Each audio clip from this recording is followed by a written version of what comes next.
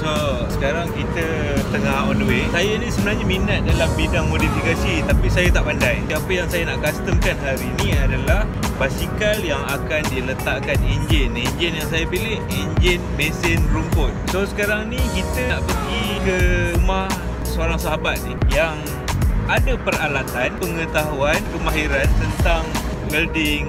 Kita pergi rumah dia sekarang. Dah sampai dekat Sepang, masuk rumah dia. Aku sebenarnya janji dengan dia sejam sebab aku tadi pada office. Tak tahu lah, mungkin dia ni marah. Orangnya boleh tahan bengis juga dia ni.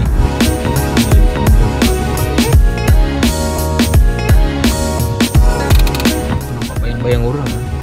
Dia kot.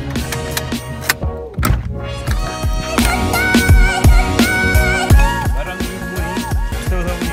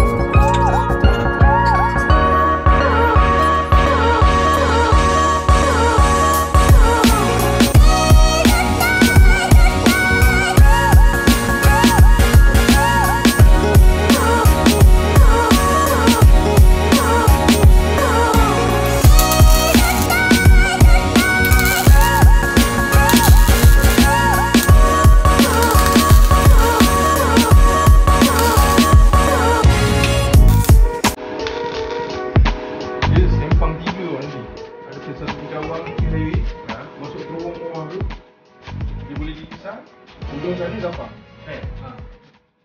Dalam ni. Aku sebenarnya balik rumah kejap tadi, ambil barang tertinggal. Asyik dah marah aku, suruh ambil. Aku balik ambil lah. Sekali datang-datang je, support engine dah siap. Support engine dah pasang. Kemudian tapak yang aku cadangkan tadi pun dia dah buat.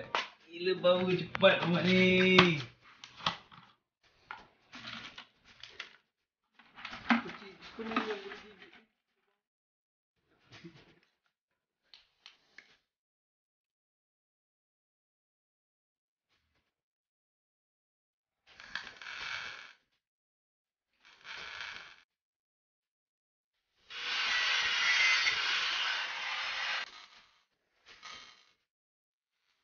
Itu bukan macam ni. Jadi tak dapat dia punya apa nama? Kita duduk tak terlalu ke belakang.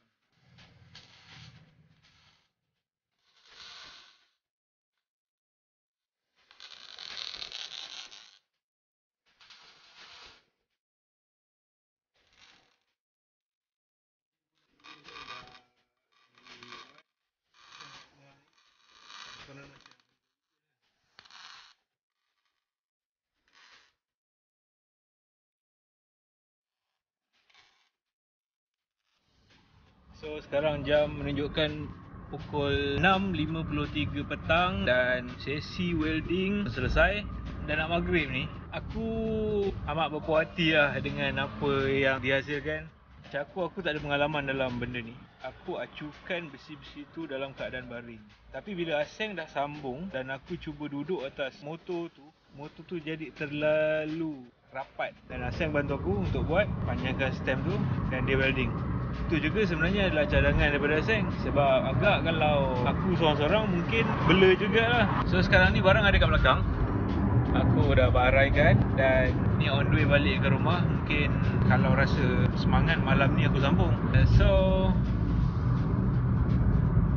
tunggu, kita jumpa kat rumah.